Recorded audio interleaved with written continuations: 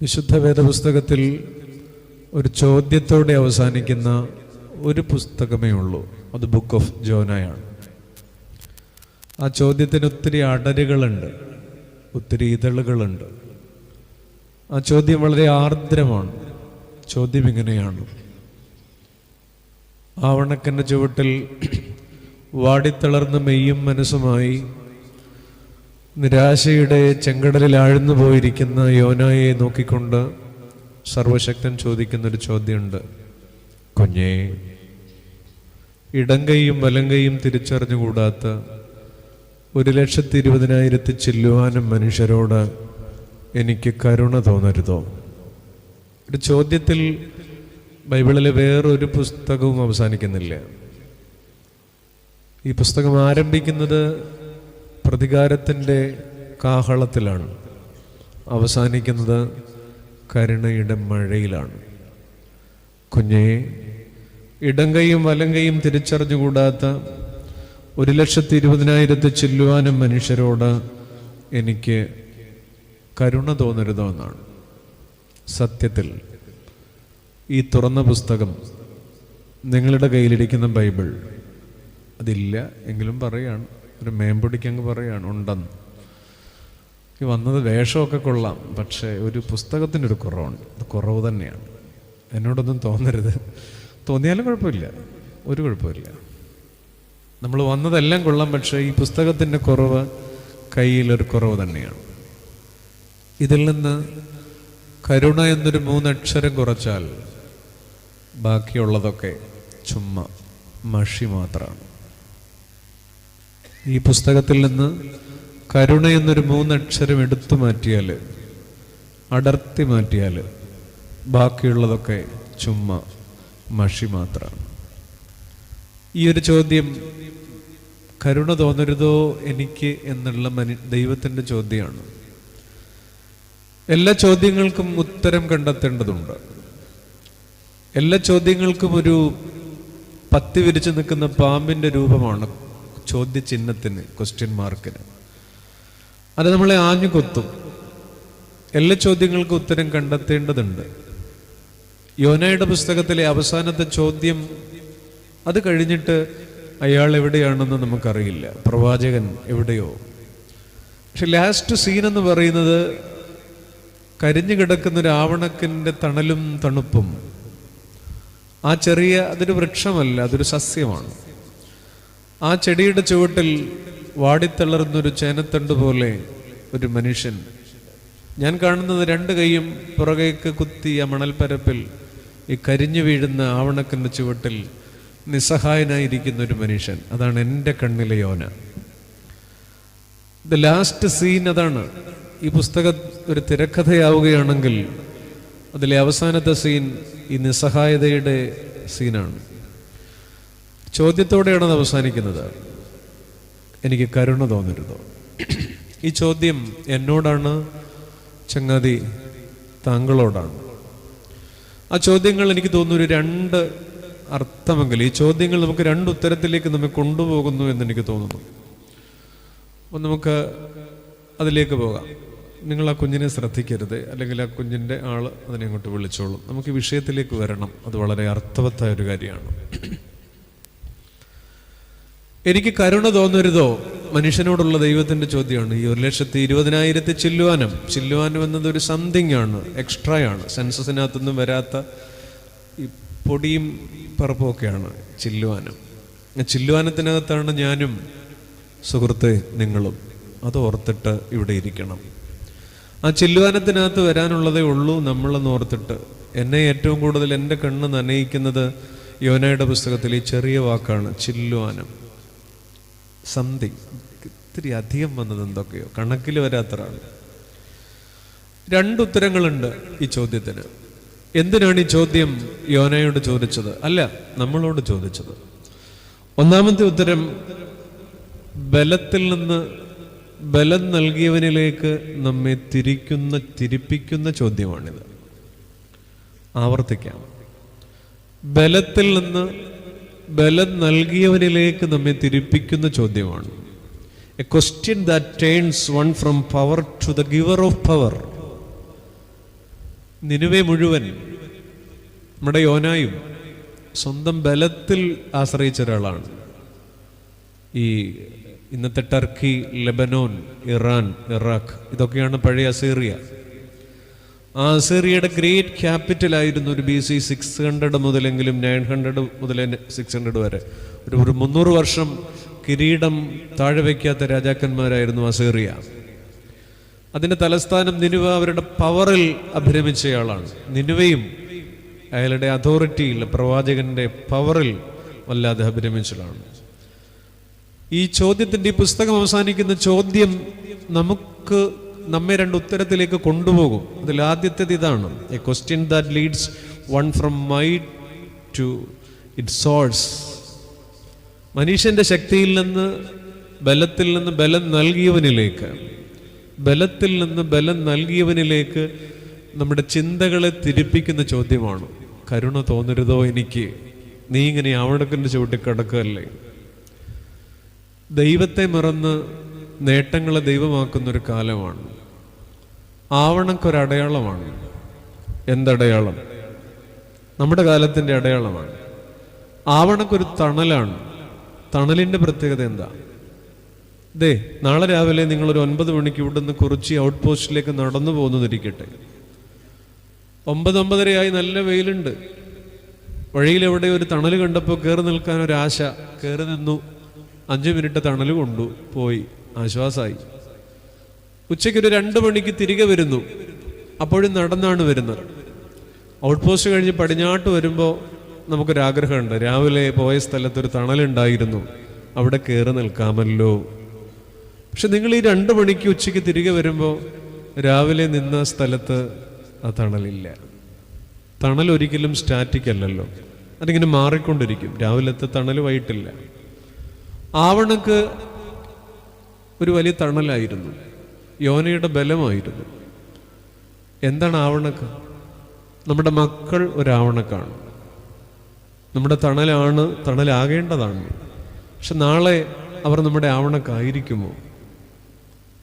റംബാച്ചൻ ഇടയ്ക്ക് പറയാറുള്ള ഒരു വരിയുണ്ട്: മക്കളെ കൊണ്ടെന്ന് കരയുന്നവർ ധാരാളമാണ്, മക്കളില്ലാതെ കരയുന്നവരെക്കാൾ കൂടുതൽ. നമ്മുടെ ഈ കൊച്ചു മലയാളത്തിൽ മക്കളില്ലാതെ കരയുന്നവരെക്കാൾ കൂടുതൽ മക്കളെ കൊണ്ട് കരയുന്നവരാണ്. മക്കൾ തണലാകും എന്ന് നാം വിചാരിക്കുന്നു. മക്കളൊരാവണക്കാണ്. നാളെ അത് നമ്മുടെ ആവണക്കാവുമോ? ജീവിത പങ്കാളി ഇന്നൊരാവണക്കാണ്, നമ്മുടെ തണലാണ്. നാളെ അത് ആവണക്കായിരിക്കുമോ? നമ്മുടെ ജോലി ഇന്ന് നമുക്കൊരാവണക്കാണ്, നമ്മുടെ ജീവിതത്തിൻ്റെ തണലാണ്. നാളെ അതങ്ങനെ ആയിരിക്കുമോ? നമ്മളിന്ന് നമ്മുടെ ചില നിക്ഷേപങ്ങൾ, നമ്മുടെ വാഹനങ്ങൾ, നമ്മൾ അനുഭവിക്കുന്ന ഈ സ്വസ്ഥതയുണ്ടല്ലോ, ഇതൊക്കെ ഈ എന്നെ കേൾക്കുന്ന എല്ലാവർക്കും, എനിക്കും നിങ്ങൾക്കും, ഞാൻ അതിൽ നിന്ന് മാറി നിന്നിട്ടല്ല പറയുക, നമുക്കെല്ലാം ഇതൊരു ആവണക്കാണ്. എത്രയോ ആവണക്കുകളുടെ തണലിലാണ് ഈ രാത്രി കസേരയിൽ നമ്മളിരിക്കുന്നത്. പക്ഷെ നാളെ ഇത് നമ്മുടെ ആവണക്കായിരിക്കുമോ? യോനയുടെ പുസ്തകത്തിൽ കരിഞ്ഞു പോകുന്നൊരു ആവണക്ക് ഒരു പാഠമാണ്. ആവണക്കായിരുന്നു യോനയുടെ ബലം. പക്ഷേ ദൈവത്തിൻ്റെ ചോദ്യം കേട്ടപ്പോൾ ആവണക്കിൽ നിന്നും ആവണക്ക് കൊടുത്ത ദൈവത്തിങ്കിലേക്ക് യോന മടങ്ങിപ്പോയി. നമ്മൾ ഈ ബലം നൽകിയവനെ മറക്കുകയും ബലത്തിൽ ആശ്രയിക്കുകയും ചെയ്യുന്നു. ഞായറാഴ്ച ആരാധനാ സമയത്ത് നമുക്കുള്ളൊരു കട തുറന്നു വയ്ക്കുമ്പോൾ നമ്മൾ കട തന്ന ദൈവത്തെ മറന്നു പോവുകയാണ്. ഞായറാഴ്ച ഒരു തിരക്കിട്ട് നമ്മളൊരു കല്യാണത്തിന് പോകുമ്പോൾ ആരാധന നാം നഷ്ടപ്പെടുത്തുമ്പോൾ ആ കല്യാണത്തിന് പോകാൻ ദൈവം തന്നൊരു അവസരമുണ്ടല്ലോ. കല്യാണത്തിന് പോകുമ്പോൾ ബലം നൽകിയവനെ, കല്യാണം തന്ന ദൈവത്തെ മറന്നു പോവുകയാണ്. ഞായറാഴ്ച നമ്മുടെ കുട്ടിയെ കാണാനായിട്ട് ഹോസ്റ്റലിലേക്ക് രാവിലെ ആരാധന മുടക്കി പോകുമ്പോൾ ബലമായ കുട്ടിയെ ഓർക്കുകയും ബലമായി നമ്മുടെ മോളെ ഓർക്കുകയും ആ ബലം തന്ന തമ്പുരാനെ നമ്മൾ മറക്കുകയും ചെയ്യാണ്. എൻ്റെ ചങ്ങാതിമാരെ, എല്ലാം ഒരു ആവണക്കല്ലേ? ഇന്ന് രാത്രി വളരെ ശാന്തമായി ചിന്തിച്ചോളൂ. എല്ലാം ഒരു ആവണക്കാണ്. ഈ പുസ്തകം ആരംഭിക്കുമ്പോൾ നിനുവയുടെ അഹങ്കാരമുണ്ട്, യോനയുടെ അഹംഭാവമുണ്ട്, അല്ലേ? പക്ഷെ ഈ പുസ്തകം അവസാനിക്കുമ്പോൾ അയ്യോ എന്നൊരു ശബ്ദമുണ്ട് അതിനകത്ത്, അനുതാപത്തിൻ്റെ ശബ്ദമാണ്. ഈ അയ്യോയ്ക്ക് മുമ്പ് തുടക്കത്തിൽ യോന പറഞ്ഞത് നിനിവേയ്ക്ക് പോകണം എന്ന് പറഞ്ഞപ്പോൾ യോന പറഞ്ഞത് ഓ എന്നാണ്, ഓ എന്നാണ്. പക്ഷെ അവസാനം മത്സ്യത്തിൻ്റെ വയറ്റിൽ യോന അയ്യോ എന്ന് പറഞ്ഞു. നമ്മുടെയും പ്രശ്നം എന്താണ്? കൺവെൻഷൻ അല്ലേ ചേട്ടത്തി, വൈകിട്ട് പോകുന്നുണ്ടോ? ഓ, മർത്തമറിയ സമാജത്തിൻ്റെ ഗ്രൂപ്പ് മീറ്റിംഗ് നാളെ ഉച്ചയ്ക്ക് പള്ളം പള്ളിയിലല്ലേ, സൂസമ്മ നീ വരുന്നോടി? ഓ, മറ്റേ അച്ഛൻ ധ്യാനം വെച്ചിട്ടുണ്ടല്ലോ മറ്റേ ബുധനാഴ്ച നോമ്പിൽ, മറിയാമ്മ നീ വരുന്നുണ്ടോ? ഓ,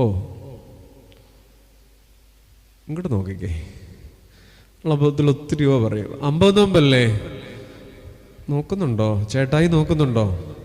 ഓ, 25 ഈ പുസ്തകത്തിൽ ആരംഭിക്കുമ്പോൾ യോന പറയുന്നൊരു നിനിവേയ്ക്ക് പോകണം. ഓ, പക്ഷെ അവസാനിക്കുമ്പോൾ മത്സ്യത്തിൻ്റെ ഉദരത്തിൽ യോന പറയുന്നു അയ്യോ. നമ്മൾ ഇത്രയേ ഉള്ളൂ.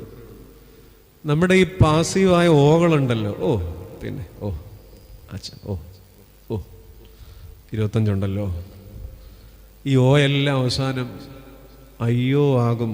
ഒരു വേദശാസ്ത്രമല്ല, വളരെ സിമ്പിളായ കാര്യമാണ്, വളരെ ലളിതമായ കാര്യമാണ്. ഈ പുസ്തകം നമ്മെ പഠിപ്പിക്കുന്ന ഒരു കാര്യമുണ്ട്. ബലത്തിൽ ആശ്രയിച്ച് ബലം നൽകിയവനെ മറന്നു പോകുമ്പോൾ, ഹ്യൂമൻ മൈറ്റ് ഉണ്ട്, ഡിവൈൻ സോഴ്സ് ഉണ്ട്. ആവണക്കെന്ന് പറയുന്നൊരു ഹ്യൂമൻ മൈറ്റാണ്, മനുഷ്യന്റെ ശക്തിയോ മനുഷ്യന്റെ ബലമോ ഒക്കെയാണ്. പക്ഷെ ഇത് തന്നൊരു ഡിവൈൻ സോഴ്സ് ഉണ്ട്. യോനയുടെ പുസ്തകം അവസാനിക്കുമ്പോഴുള്ള ചോദ്യചിഹ്നത്തിന് നമ്മുടെ കാലത്തിലും ഒരുപാട് അർത്ഥമുണ്ട്. വലം കൈയും ഇടം കൈയും തിരിച്ചറിഞ്ഞുകൂടാത്ത 1,20,000 ചെല്ലുവാൻ. പഴയ നിയമത്തിലെ യാക്കോബ് ബലത്തിൽ ആശ്രയിച്ച ആളാണ്. അദ്ദേഹം ഈ അപ്പന് ഈ ബീഫ് ഫ്രൈക്കകത്ത് സവാളയൊക്കെ ഇട്ടിട്ട് പണി കൊടുത്ത ആളാണ്, തട്ടിപ്പറിച്ച ആളാണ്. ചേട്ടന് അടപ്രഥമനകത്ത് ഏലയ്ക്ക മൂപ്പിച്ചിട്ട് കൊടുത്ത് യേശാവിൻ്റെ മൂക്കിനകത്ത് ഈ മണം അടിച്ച് കയറ്റിയിട്ട് ജ്യേഷ്ഠസ്ഥാനം വാങ്ങിച്ച ആളാണ്. അതിവേഗം ഓടിക്കൊണ്ടിരുന്നൊരു യാക്കോബുണ്ട്. ബൈപ്പാസ് ആയിരുന്നു യാക്കോബിന് ഇഷ്ടം, അല്ല യേശാവിന്. ഈ കാലഘട്ടത്തിലെ KSRTCയുടെ ഭാഷ പറയട്ടെ, യേശാവ് ഒരു ബൈപ്പാസ് റൈഡർ ആയിരുന്നു. അനിയനെ യേശാവല്ലേ യാക്കോബ്, യേശാവിനെ ബൈപ്പാസ് ചെയ്തു പോയി. എല്ലാത്തിലും അയാളൊരു ബൈപ്പാസ് റൈഡറായിട്ട് ഓടിയുള്ള യാക്കോബ്. അവസാനം പദ്ദനരാമിൽ നിന്ന് തിരിച്ചു വരുമ്പോൾ ഒരു മല്ലുപിടുത്തമുണ്ട്, ഒരു ബോക്സിങ്. ഈ യാക്കോബ് ഈ മല്ലുപിടുത്തം അവിടെ തുടങ്ങിയതല്ല. പണ്ട് റബേക്ക അമ്മച്ചിയുടെ ഉദരത്തിൽ കിടന്നപ്പോഴും യേശാവ് യാക്കോബോട് ഗുസ്തി പിടിച്ചിട്ടുണ്ട്. അമ്മച്ചി പറഞ്ഞിട്ടുണ്ട്, എനിക്ക് പ്രസവിക്കാൻ വയ്യ, ഇതുങ്ങളെ കൊണ്ട് അകത്ത് കിടക്കുമ്പോൾ തന്നെ ഗുസ്തിയാണ്.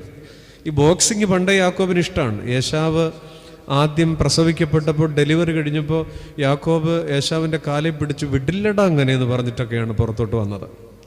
ഈ ബോക്സിങ് യാക്കോബിനൊരു ശീലമാണ്. പക്ഷെ പെനിയേലിൽ ദൈവത്തോട് മല്ല് പിടിക്കുന്ന യാക്കോബിന്റെ തുടയുടെ തടം ദൈവം തൊട്ടു. മുടന്തി നടന്നതാണ്. ബൈപ്പാസ് റൈഡർ പിന്നീട് ഒരു ഓട്ടോറിക്ഷയുടെ വേഗത പോലും ഇല്ലാത്ത ആളായി. യാക്കോബ് പിന്നെ ആയുസ് മുഴുവൻ മുടന്തി നടക്കുന്നൊരു സീനുണ്ട്. ഇത്രയേ ഉള്ളൂ. ബലത്തിൽ ആശ്രയിച്ചിട്ട് ബലം നൽകിയ ഒരാളെ മറന്നു പോകുമ്പോൾ ഒടേതമ്പുരാന്റെ ദൂതന്റെ കരസ്പർശമേറ്റപ്പോൾ ശരീരത്തിലെ ഏറ്റവും ബലമുള്ള അസ്ഥികളിലൊന്നാണ് തുട. യാക്കോബിന് കിട്ടിയത് ഹിപ്പ് ഇഞ്ചുറിയാണ്.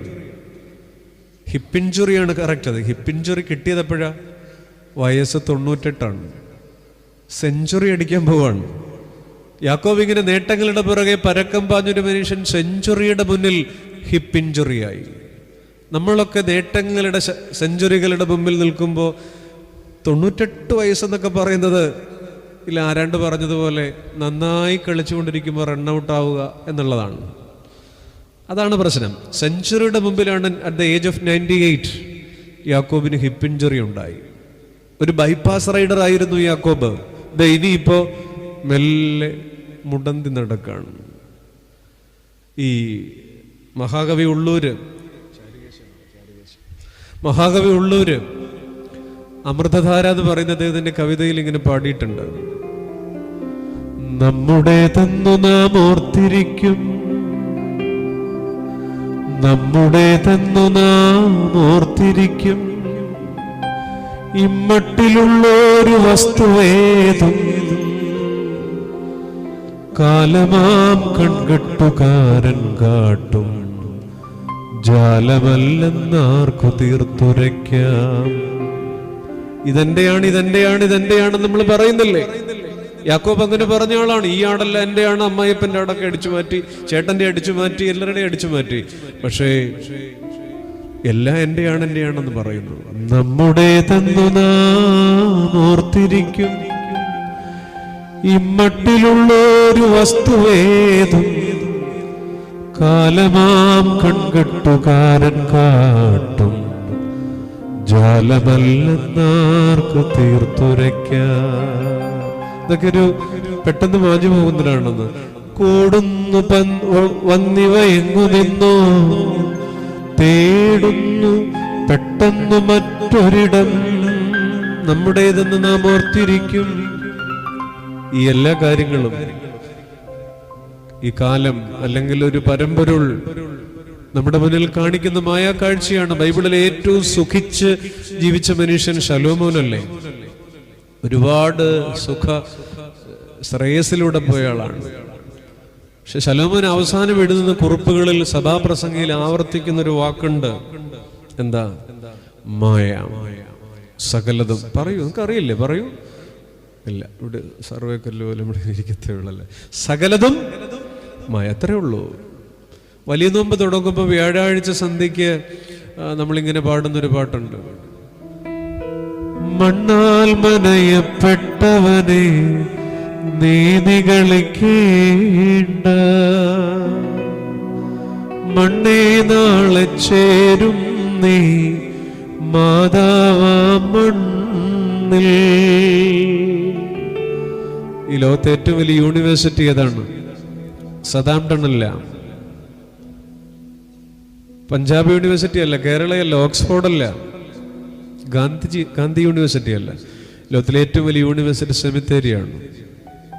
അവിടെ കിടക്കുന്ന മനുഷ്യര് പ്രകടിപ്പിക്കാത്ത സ്നേഹവുമായി സ്ലാബിന്റെ കീഴിലേക്ക് പോയവർ, ജീവിച്ചിരുന്നപ്പോൾ ചിരിക്കാത്ത മനുഷ്യർ, ചിരിക്കാത്ത എവിടെയും കാണും, അങ്ങനെ സ്ലാബിന്റെ കീഴിലേക്ക് പോയവർ, ആലിംഗനം ചെയ്യാത്ത ചുണ്ടുകളുമായി ആ സ്ലാബിന്റെ കീഴിലേക്ക് മടങ്ങിപ്പോയവർ, ഒരു നല്ല വാക്ക് പറയാതെ മടങ്ങിപ്പോയവർ, അവരൊക്കെ ഏറ്റവും വലിയ യൂണിവേഴ്സിറ്റി സെമിറ്ററി തന്നെയാണ്. അതുകൊണ്ടാണ് നോമ്പിൽ പാടുന്നത്, മണ്ണാൽ മനയപ്പെട്ടവനെ നീതി കളിക്കേണ്ട, മണ്ണേ നാളെ ചേരും നീ മാതാവാ മണ്ണിൽ. എങ്ങനെ വലിയോർ ഭീകരരായി തീർന്നു ഖബറിനുള്ളിൽ കയറി കാണുക നീ. സെമിത്തേരി വിളിക്കാണ്, ചേട്ടാ ഒരു മിനിറ്റ് ഒന്ന് വന്നിട്ട് പോ. ഖബറിനുള്ളിൽ കയറി കാണുക നീ. ഏറ്റവും വലിയ യൂണിവേഴ്സിറ്റി സെമിത്തേരിയാണ്. നമ്മൾ നമ്മുടെ ബലത്തിൽ ആശ്രയിക്കുന്നു. നമ്മുടെ ആവണക്കുകൾ നാളെ എവിടെ? നമ്മുടെ കുഞ്ഞുങ്ങൾ, നമ്മുടെ വീട്, നമ്മുടെ തണൽ. ബുദ്ധമതത്തിന് 4 അടിസ്ഥാന ചിന്തകളുണ്ട്. ഒന്ന്, സർവം ശൂന്യം, ഈ കാണുന്നതൊക്കെ ശൂന്യമാണ്. 2, സർവം ക്ഷണികം, എല്ലാം ഒരു ചെറിയ കാലത്തേക്കുള്ളതാണ്. 3, സർവം പ്രതീതി. പ്രതീതി എന്ന് പറഞ്ഞാൽ ഉണ്ടോ ഇല്ലയോ ഒരു തോന്നലാണ്. ആവണക്ക്, തണലെന്ന് പറയുന്നൊരു പ്രതീതിയാണ്. നമ്മൾ അടുത്ത് നോക്കുമ്പോൾ തണൽ എത്ര ഉണ്ടാവണമെന്നില്ല. സർവം പ്രതീതി, സർവം നിരാത്മം. ബുദ്ധമതത്തിന്റെ അടിസ്ഥാന പ്രമാണങ്ങൾ ഈ 4 എണ്ണാണ്. സർവം ശൂന്യം, സർവം ക്ഷണികം, സർവം പ്രതീതി, സർവം നിരാത്മം. എൻ്റെ പ്രിയപ്പെട്ടവർ, അതുകൊണ്ടാണ് ഈ നമ്മുടെ സന്ധ്യയ്ക്ക് നമ്മുടെ പാട്ടുകളിൽ, സുറിയാനി സഭയുടെ ആരാധനകളിൽ നിബിവാക്യം പോൽ ജനമല്ല ജലബിന്ദുക്കൾക്കൊപ്പമതാം. കേട്ടിട്ടില്ലേ? ഇല്ല, എൻ്റെ കുഴപ്പമല്ല. ഞാൻ ഈ പറയുന്നത് ഇപ്പോൾ സ്വിറ്റ്സർലൻഡിൽ നിന്നൊക്കെ വന്നിരിക്കുന്നവരോടൊന്നും അല്ലല്ലോ, ഇവിടെ ഉള്ളവരോട് തന്നെയല്ലേ. ഇതൊക്കെ കേട്ടിട്ടില്ല, അതും കുറച്ച് വലിയ വെള്ളിക്കാർ കേട്ടിട്ടില്ല എന്ന് പറഞ്ഞു. എനിക്കൊരു നാണക്കേടില്ല, ഓൺലൈൻ മൊത്തം പോകുന്നതാണ് കേട്ടോ, നിങ്ങൾക്കാണ് നാണക്കേട്. ഓൺലൈനിലെ കുഴപ്പമില്ല. നിബിവാക്യം പോൽ ജനമല്ല, പ്രവാചകൻ പറയുന്നു ജനം ഒരു വെള്ളത്തുള്ളി പോലെയാണ്. കിളിപ്പാട്ടിൽ എഴുത്തച്ഛൻ പറഞ്ഞതും അങ്ങനെയാണ്. അഗ്നിസന്തപ്ത ലോകസ്താംബ ബിന്ദുന സന്നിഭം മർത്യജന്മം. സ്കൂളിൽ പഠിച്ചിട്ടല്ലേ? ഇല്ല, CBSE. സന്നിഭം മർത്യജന്മം ക്ഷണഭംഗുരം കലാഹിന പരിഗ്രസ്തമാം ലോകവും ആലോല ചേതസാം ഭോഗങ്ങൾ തേടുന്നു, അല്ലേ? ഇതൊക്കെ നമ്മൾ 7ാം ക്ലാസ്സിലും കണ്ട് പഠിച്ചത് ഇപ്പോഴും ഉണ്ട് മനസ്സിൽ. അപ്പൊ ലോകം ഇത്രയേ ഉള്ളൂ. താന്തരായി പാന്തർ പെരുവഴി അമ്പലം തന്നിലെ താന്തരായി കൂടി വിയോഗം വരും പോലെ, ഇങ്ങനെ വെള്ളത്തിൽ ഒഴുകി വരുന്ന തടിക്കഷണങ്ങൾ പോലെ എങ്ങ് നിന്നോ വന്നു, എങ്ങ് നിന്നോ എവിടെ വെച്ചൊക്കെയോ വേർപിരിഞ്ഞു പോകുന്നു. ബലം നൽകിയവനെ മറന്നു പോകല്ലേ. കത്തോലിക്ക പാരമ്പര്യത്തില് വലിയ നോമ്പ് ആരംഭിക്കുന്നത് ബുധനാഴ്ചയാണ്. ചാരം പൂശുന്നൊരു ദിവസമാണ്. ഭസ്മാന്തം ശരീരം. ഹൈന്ദവ പാരമ്പര്യത്തിൽ പറയും, ഒരാൾ മരണപ്പെട്ട് ദഹിപ്പിക്കുകയാണെങ്കിൽ തടിയും വിറകും ചന്ദനമുട്ടിയുടെ ഒക്കെ വെയിറ്റ് കുറച്ച് മനുഷ്യന്റെ ശരീരം മാത്രത്തിന്റെ ഭാരമെടുത്താൽ ഉള്ളി 54 grams ഓഫ് ആഷ്, 54 ഗ്രാം മാത്രം. ഈ ഓട്ടമെല്ലാം ഈ 54 ഗ്രാമിൽ അവസാനിക്കുമെന്നാണ്. യോനയുടെ പുസ്തകത്തിലെ അവസാനത്തെ ചോദ്യം നമ്മളെ തിരിപ്പിക്കുന്നു, ബലത്തിൽ നിന്ന് ബലം നൽകിയവനിലേക്ക്. ഒരു പക്ഷേ ഇന്ന് രാത്രി നമ്മുടെ കുടുംബത്തിന്റെ പേരിൽ, നമ്മുടെ മക്കളായിരിക്കുന്ന ഇടങ്ങളുടെ പേരിൽ, നമ്മുടെ മക്കൾക്ക് കിട്ടിയ ബന്ധങ്ങളുടെ പേരിൽ, കിട്ടിയ വിദ്യാഭ്യാസത്തിന്റെ പേരിൽ, കിട്ടിയ A+കളുടെ പേരിൽ, കിട്ടിയ നന്മകളുടെ പേരിൽ എവിടെയെങ്കിലും ഒരു ശകലം പുകഴ്ചയുണ്ടാകുന്നെങ്കിൽ ബലത്തിൽ നിന്ന് ബലം നൽകിയവനിലേക്ക് നമ്മളെ തിരിച്ചു കൊണ്ടുപോകുന്ന ചോദ്യമാണ് യോനയുടെ പുസ്തകം അവസാനം. നമ്മളൊക്കെ 2 കാലിലാണ് ഇവിടെ വന്നത്. നമ്മൾ തുടങ്ങിയത് 4 കാലിലാണ്. നിങ്ങൾ ഉദ്ദേശിച്ച 4 കാലല്ല, അത് വേറെ. 2 കൈയും 2 കാലും വിട്ട് ഇഴഞ്ഞാണ് 2 വയസ്സിൽ തുടങ്ങിയത്, അല്ലേ? ഇപ്പൊ 2 കാലിലാണ്. ഇനി അവസാനവും 3 കാലിലാണ്. ഒരു വടിയും കൂടെ കുത്തുമ്പോൾ 3 കാൽ. 4 കാലിൽ തുടങ്ങി 2 കാലിൽ തുടർന്ന് 3 കാലിൽ അവസാനിക്കുന്നൊരു ചെറിയ ജീവിതം എന്ത് പുകഴാനുണ്ടെന്നുള്ളതാണ്. ഈ ലോകത്തിലേക്ക് നമ്മൾ പിറന്നു വിടുന്നത് തലകുത്തിയിട്ടാണ്. ഒരു നോർമൽ ഡെലിവറി എന്ന് പറയുന്നത് തലയും കുത്തിയാണ് വന്നത്. തലയും കുത്തിയാണ് ഓരോ മനുഷ്യനും ഭൂമിയിലേക്ക് പിറന്നു വീഴുന്നത്. ഇനി ഇവിടുന്ന് പോകുന്നത് തല ചായച്ചിട്ടാണ്. ഇതിനിടയ്ക്ക് തലപൊക്കി പിടിക്കുന്നത് എത്ര കാലമാണ്? തലക്കനത്തിന്റെ കാലം എത്രയാണ്? തലകുത്തി വന്ന കാലത്തിനും തല ചായച്ചു പോകുന്ന കാലത്തിനും ചെറിയൊരു കാലം തലപൊക്കി പിടിക്കുമ്പോ, ബലത്തിൽ ആശ്രയിക്കുമ്പോൾ ബലം നൽകിയവനെ മറന്നു പോകരുതേ. സത്യത്തിൽ ഈ പുസ്തകം നമ്മൾ വായിക്കുമ്പോൾ ഇതൊക്കെയാണ് ഓർക്കേണ്ടത്. ഒരു പിതാവ് ഇങ്ങനെ കുറിച്ചിട്ടുണ്ട്, ആദാമിന്റെ മകനെ, നീ കേവലം കുറേ ദിവസങ്ങൾ മാത്രമാണ്. ഓരോ ദിവസവും നിന്റെ തന്നെ ഒരു ഭാഗമാണ് അടർന്നു പോകുന്നത്. സത്യമല്ലേ? 2026 ജനുവരി 28 കഴിഞ്ഞ വർഷത്തെ കലണ്ടർ നമ്മൾ ചുവരിൽ നിന്ന് എടുത്തു കളഞ്ഞിട്ടുണ്ട്, ഇല്ലേ? ഇരിപ്പൊക്കെ കണ്ടില്ല, എടുത്തു കളഞ്ഞിട്ടില്ലേ? എന്തെങ്കിലും ഒന്ന് പറയൂ. ഇല്ല. ചില വീടുകൾ അങ്ങനെയാണ്. ഈ 2015 പോലുള്ള കലണ്ടർ മേളി ഇട്ടേക്കും. അത് കാണുമ്പോൾ അറിയാം വീട്ടിൽ ഓർഡറൊക്കെ. അപ്പോൾ ഓർത്ത് നോക്കിക്കേ, നമ്മൾ കഴിഞ്ഞ വർഷത്തെ കലണ്ടർ എന്ത് ചെയ്തിട്ടുണ്ട്? എടുത്തു മാറ്റിയിട്ടുണ്ട്. മനോരമയുടെ കലണ്ടർ അല്ലെങ്കിൽ മാതൃഭൂമിയുടെ കലണ്ടർ. ശരിക്കും കലണ്ടർ അല്ല എടുത്തു മാറ്റിയത്. നമ്മുടെ ജീവിതത്തിൻ്റെ ഒരു ഭാഗമാണ് നമ്മൾ ചുവരിൽ നിന്ന് അടർത്തി മാറ്റിക്കളഞ്ഞത്. അങ്ങനെ ഒന്ന് ചിന്തിച്ചു നോക്കിക്കേ. നമ്മുടെ ജീവിതത്തിൻ്റെ ഒരു ചെറിയ ഭാഗമാണ് കലണ്ടറിൻ്റെ രൂപത്തിൽ, അല്ലേ, നമ്മൾ ചുവരിൽ നിന്ന് അടർത്തി മാറ്റിക്കളഞ്ഞത്. നമ്മുടെ ജീവിതമാണ് ഒരു കഷണമായി, ഒരു 6 പേപ്പറായി, കലണ്ടറായി അടർന്നു പോയതെന്ന് ഓർത്ത് നോക്കിക്കേ. 2027 നമ്മൾ എന്ത് ചെയ്യും? കലണ്ടർ മാറ്റുമോ? ഉറപ്പൊന്നുമില്ല, ഒരുറപ്പുമില്ല. അതുകൊണ്ടാണ് നിബിവാക്യം പോൽ ജനമെല്ലാം ഒരു ജലത്തുള്ളി പോലെ മാത്രം. നമ്മൾ ഈ ഇരിക്കുന്നവർ ഞാനും ഒക്കെ ബോധത്തോടാണ് അവസാനം മരിക്കുന്നതെങ്കിൽ, മിക്കവാറും പറ്റത്തില്ല, വെന്റിലേറ്ററിൽ കിടന്ന് വെള്ളം ഇറങ്ങാതെ ആകത്തേ ഉള്ളൂ. എങ്കിൽ പോലും ബോധത്തോടെ മക്കളെയും പ്രിയപ്പെട്ടവരെയും കണ്ടാണ് കണ്ണടയ്ക്കുന്നതെങ്കിൽ അവസാനം ഓർക്കാൻ പോകുന്നത് ഈ ഒരു ചിന്തയായിരിക്കും. അത്രേ, ജീവിതത്തിൽ വലുതെന്ന് വിചാരിച്ച കാര്യങ്ങളൊക്കെ എത്ര ചെറുതായിരുന്നു. ജീവിതത്തിൽ ചെറുതെന്നും നിസാരമെന്നും ഞാൻ കരുതിയ കാര്യങ്ങളായിരുന്നല്ലോ വലുത്. അല്ലെങ്കിൽ മരിക്കാൻ നേരം എന്നെ ഓർത്താൽ മതി. ഇങ്ങനെ കേട്ടിട്ടുണ്ട്. നമ്മൾ അവസാനമായിട്ട് ചിന്തിക്കാൻ പോകുന്ന ഇതാണ്. നമ്മൾ ഈ വലുതെന്ന് വിചാരിക്കുന്നത് നമ്മുടെ നമ്മുടെ ഇടവകയിൽ നമ്മൾ എടുക്കുന്ന നിലപാടുകൾ, ഓഫീസിലെ പണി, മറ്റു കാര്യങ്ങൾ, നാട്, പഞ്ചായത്ത്, ഇതൊക്കെ വലിയ കാര്യങ്ങളായിട്ടാണ്. പക്ഷേ നമ്മൾ ഈ മാറ്റി വെച്ചിരിക്കുന്നത് നമ്മുടെ ചില വീട്ടിലെ കൊച്ചു കൊച്ചു കാര്യങ്ങളാണ്. നിങ്ങൾ രണ്ടുപേരോട് ഒരു യാത്ര പോകുന്നൊരു മാറ്റി വെച്ചിട്ട് എത്ര നാളായി? ഭാര്യയും ഭർത്താവും കൂടെ ആ ഒരു യാത്ര മാറ്റി വെക്കുകയാണ്. പക്ഷെ അവസാനം നമ്മൾ ചിന്തിക്കാൻ പോകുന്നത് വലുതെന്ന് വിചാരിച്ചതൊക്കെ ചെറിയ കാര്യങ്ങൾ. നമ്മുടെ ഡിജിറ്റൽ കാർഡിലെ അക്കങ്ങളോ നമ്മുടെ ബിസിനസ് കാർഡിലെ പദവികളോ നമ്മളുണ്ടാക്കിയ ലാഭമോ ഒന്നും നമ്മുടെ അവസാനത്തെ ഓർമ്മകളിലേക്ക് വിരുന്ന് വരില്ല. സത്യമാണത്. നമ്മൾ ചെറുതെന്ന് വിചാരിച്ച, ഇപ്പൊ ഈ യെശയ്യാവ് 38 നിങ്ങൾ ആലോചിച്ച്, അറിയാവുന്ന ഒരു സമാജക്കാർക്കൊക്കെ അറിയാം. ഹിസ്കിയാവ് ഒരു വലിയ രാജാവാണ്, യഹൂദ ഭരിച്ചിരുന്ന രാജാവാണ്.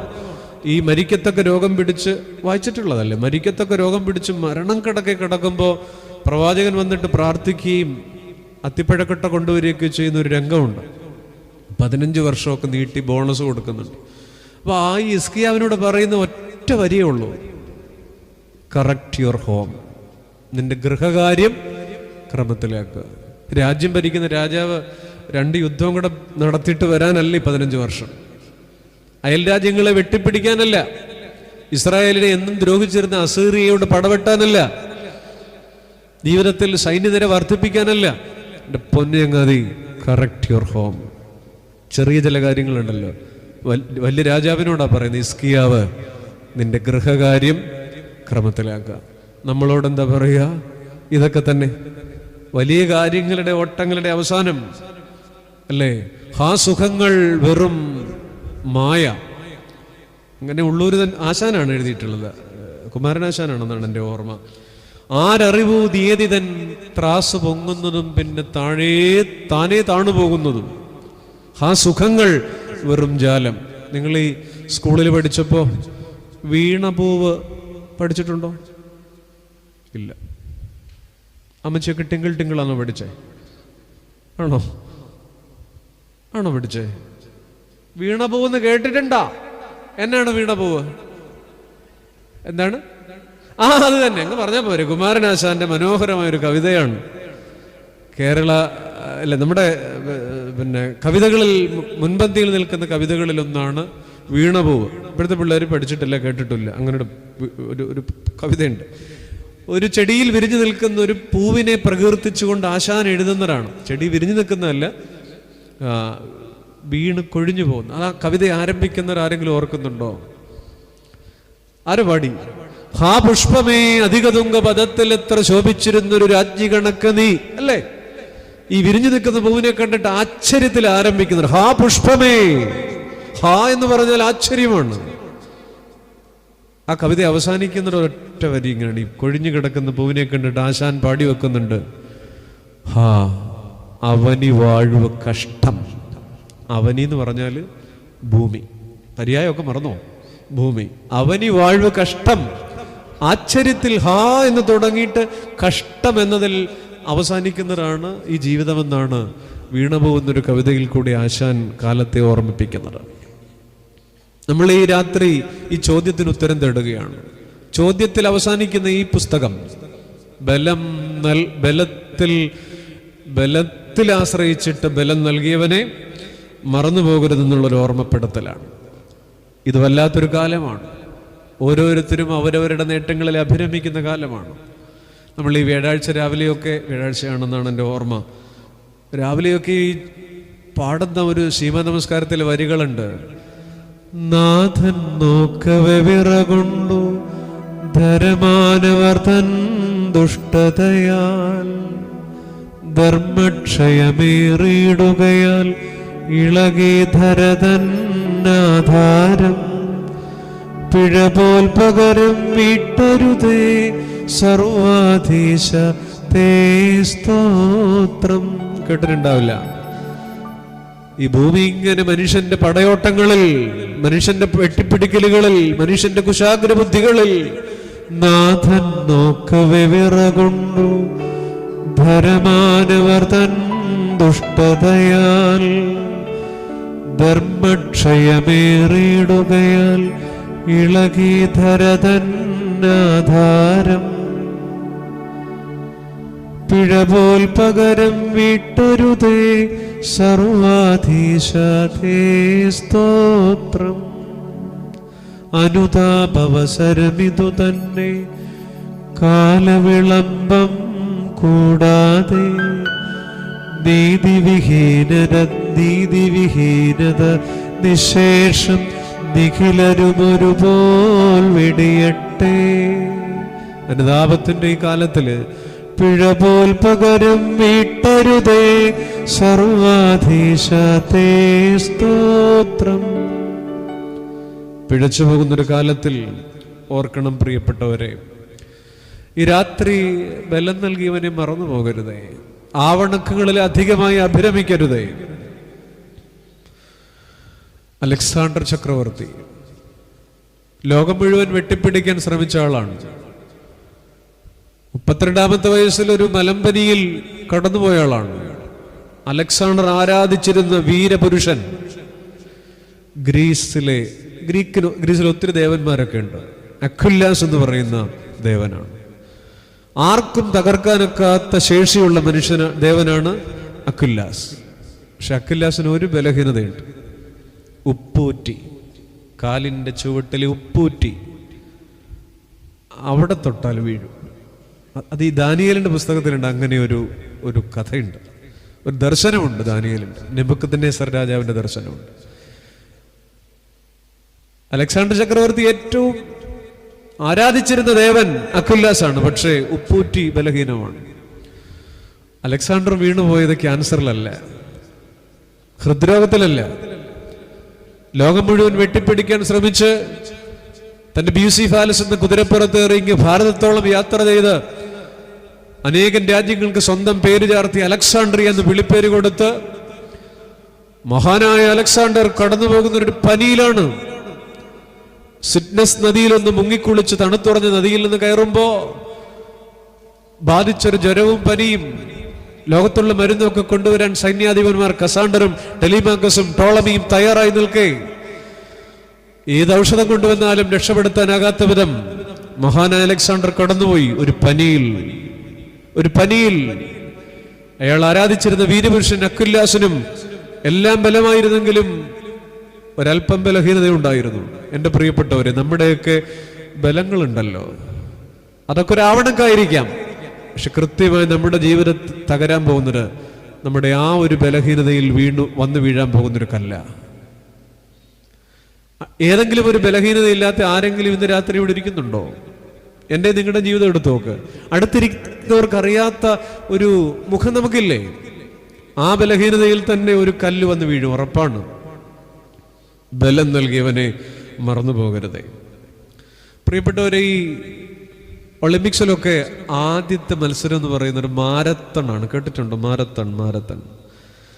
BC 490 പേർഷ്യയും ഏതൻസും തമ്മിൽ വലിയൊരു യുദ്ധം നടന്നു. യുദ്ധത്തിൽ ഏതൻസ് ജയിച്ചു.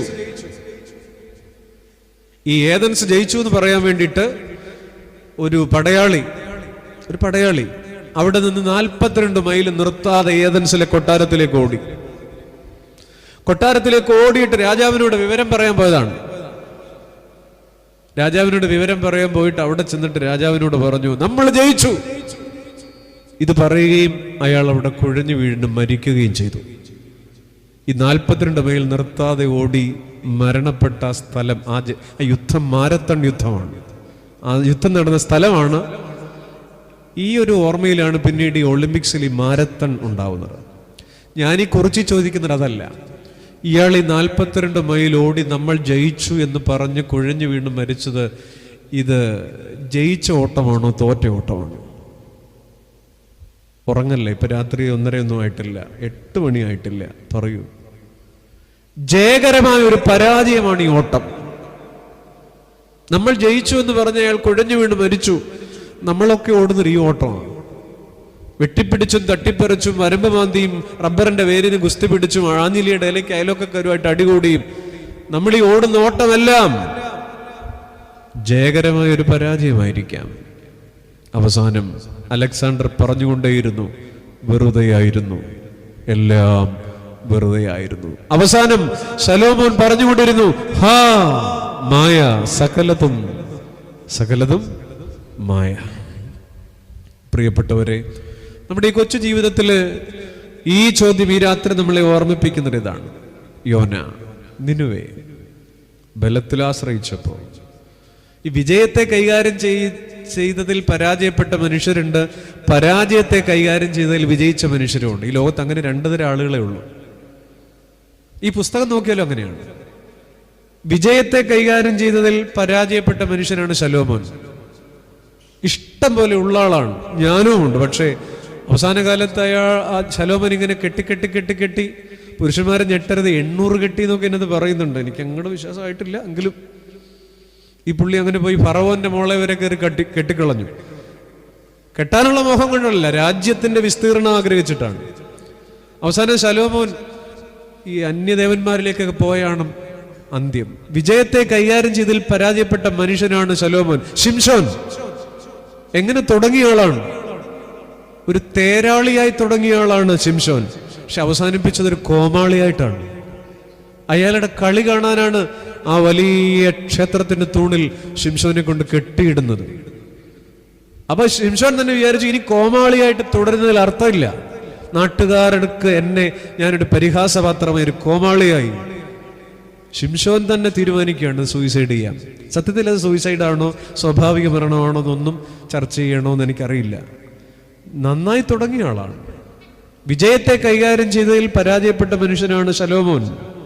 ശിംശോൻ നെബൂഖദ്നേസർ രാജാവിനെ കുറിച്ചൊക്കെ റംബാച്ചൻ പറഞ്ഞില്ലേ, ആ രാത്രിയിൽ തന്നെ ബെൽഷസർ കൊല്ലപ്പെട്ടു. ഈ പുസ്തകത്തിലുണ്ട് അങ്ങനെ ഒരുപാട് പേര്. നമ്മുടെ നാട് നോക്കിയാലുണ്ട്. ഈ സച്ചിൻ ടെണ്ടുൽക്കറോടൊപ്പം ക്രിക്കറ്റ് കളിച്ചു തുടങ്ങിയ ആളാണ് വിനോദ് കാംബ്ലെ. സച്ചിനേക്കാൾ പ്രതിഭയുള്ള ആളായിരുന്നു. പക്ഷേ അയാൾ പബ്ബുകളിലൂടെ, നിശാ പാർട്ടികളിലൂടെ ഒരു കാലം കഴിഞ്ഞപ്പോൾ അയാളുടെ വഴി വേറെയായിരുന്നു. ഇന്ന് എവിടെ നിൽക്കുന്നുള്ളതാണ്. മൈക്കിൾ ജാക്സൺ ലോകം കണ്ട ഏറ്റവും വലിയ നടന വിസ്മയമാണ്. ശരീരത്തിന് തൊലി കറുപ്പിക്കാൻ തുടങ്ങിയ ചില കൊച്ചു പരിപാടികളിലൂടെ തുടങ്ങിയതാണ്. അദ്ദേഹം കടന്നു പോകാത്ത കുറുക്കു വഴികളോ ലഹരിയുടെ ഇടനാഴികളോ ഇല്ല. എങ്ങനെയാണ് അവസാനിച്ചതെന്നുള്ളതാണ്. മറഡോണ പ്രതിഭാധനനായ ഒരു ഫുട്ബോൾ പ്ലെയർ ആയിരുന്നു. പക്ഷെ അയാൾ അവസാനിക്കുമ്പോൾ കുറേയേറെ ലഹരികളിലൂടെ, അഡിക്ഷനിലൂടെ ഒരിക്കലും തിരിച്ചു വരാനാകാത്ത വിധമുള്ള ലഹരിയുടെ കാണാക്കയങ്ങളിലേക്ക് വീണുപോയൊരു മനുഷ്യനാണ് മറഡോണ.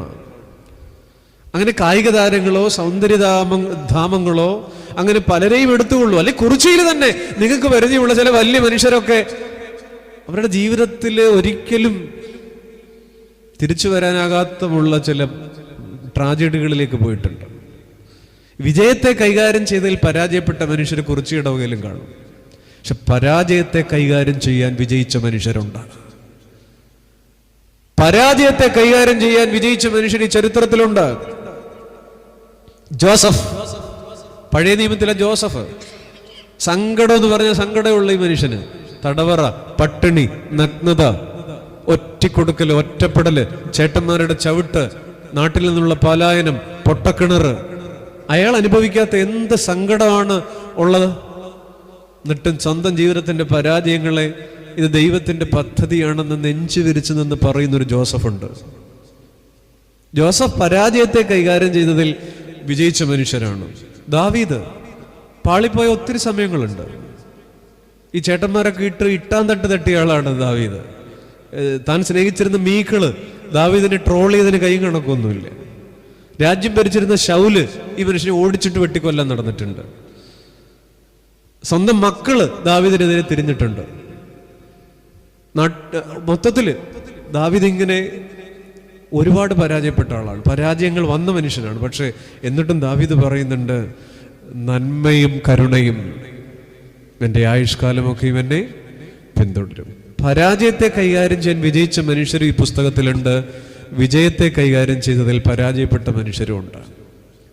യോന പ്രവാചകൻ എന്നുള്ള നിലയിൽ അദ്ദേഹത്തിൻ്റെ പ്രിവിലേജിനെ കൈകാര്യം ചെയ്യാൻ പരാജയപ്പെട്ട മനുഷ്യനാണ്. ഈ സദസ്സിൽ നിങ്ങളും ഈ നിൽക്കുന്ന ഞാനും ഇതിൽ ഏത് കാറ്റഗറി വരും എന്നുള്ളതാണ് എനിക്കറിയില്ല. ബലത്തിൽ അഭിരമിക്കല്ലേ, ബലം നൽകിയവനെ മറന്നു പോകല്ലേ.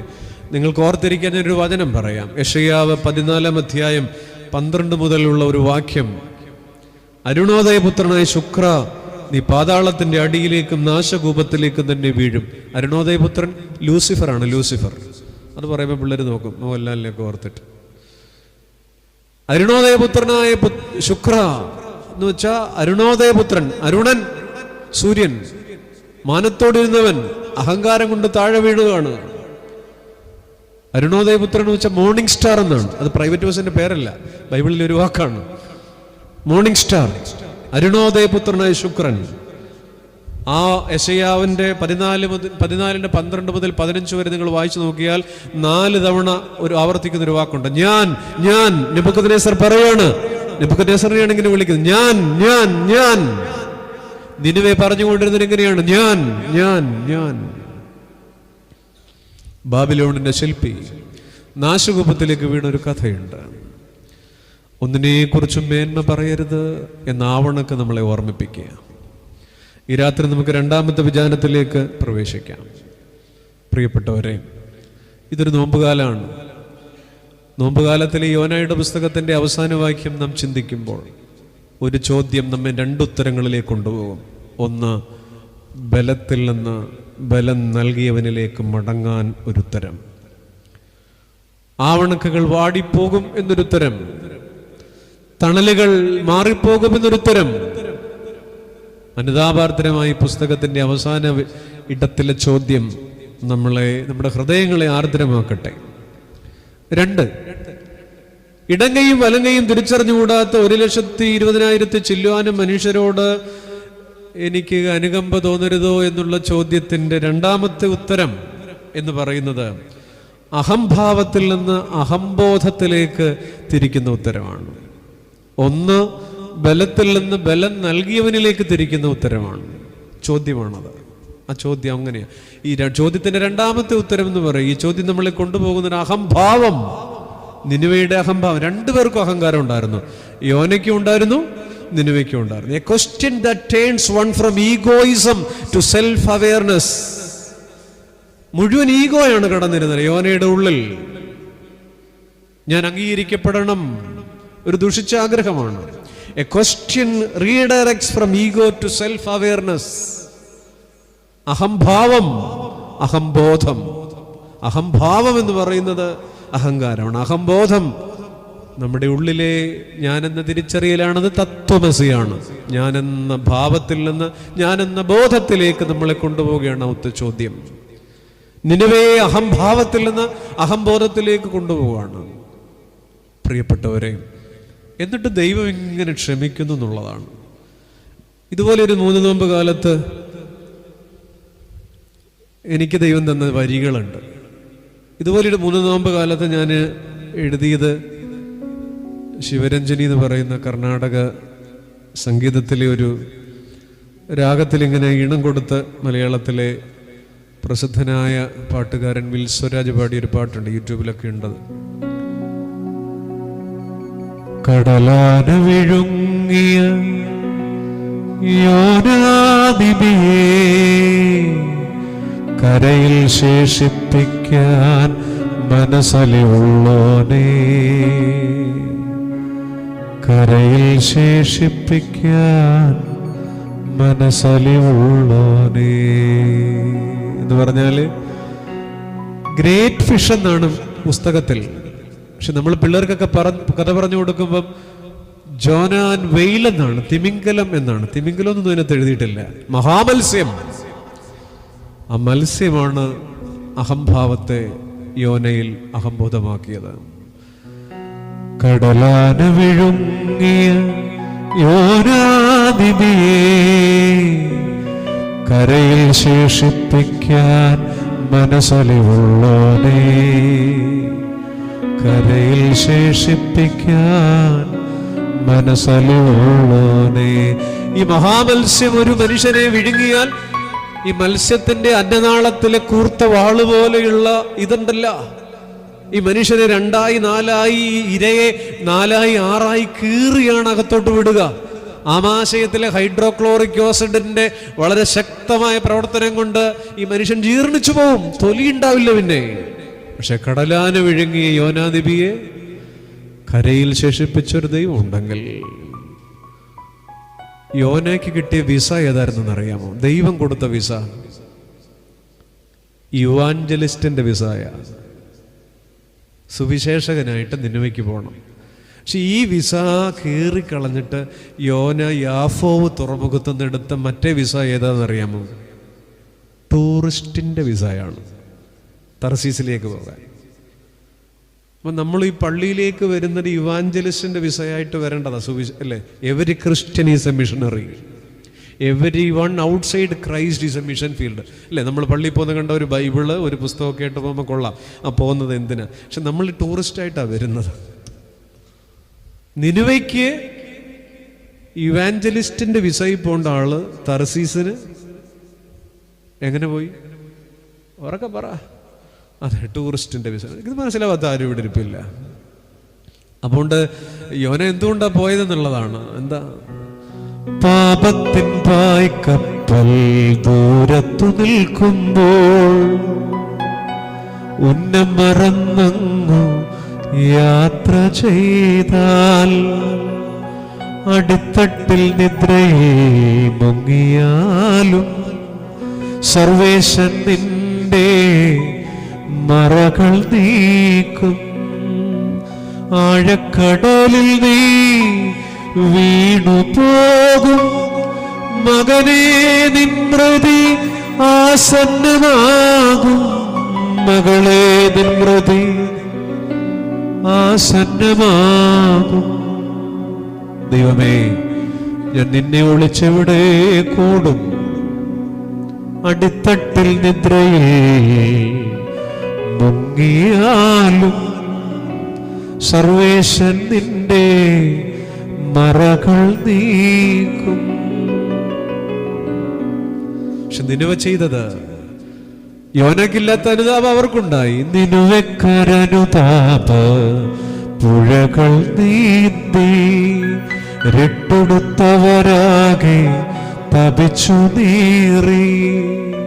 പൈതങ്ങൾ പോലും ഭോജ്യം വിട്ടു. കണ്ണീരിൽ ഭീകര വിധികൾ നീങ്ങി. കാലാവസാനം വാതിൽക്കൽ വന്നില്ലേ? മനുജാ, നിന്റെ അഹംഭാവം ഉരിഞ്ഞു മാറ്റൂ. മനുജാ, നിന്റെ അഹംഭാവം. ഒരു നോമ്പ് കാലത്ത് ഇങ്ങനെ ദൈവം തന്നതാണ്. നിങ്ങൾക്കിത് കേൾക്കണമെന്നുണ്ടെങ്കിൽ വെറുതെ സമയം കിട്ടുമ്പോൾ എൻ്റെ പേര് യൂട്യൂബിലൊന്ന് ടൈപ്പ് ചെയ്ത് കൊടുത്തേ, പാട്ട് കേൾക്കണമെന്നുണ്ടെങ്കിൽ കേൾക്കാം. മനുജാതിന് അഹംഭാവം ഉരിഞ്ഞു മാറ്റൂ. അല്ലേ? കടലാന വിഴുങ്ങിയ യോനാദിമിയെ കരയിൽ ശേഷിപ്പിക്കാൻ മനസ്സിലുള്ളോനേ. ആ ദൈവം ഇന്നും ജീവിക്കുന്നെങ്കിൽ പ്രിയപ്പെട്ടവരെ ആലോചിച്ച് നോക്കണേ.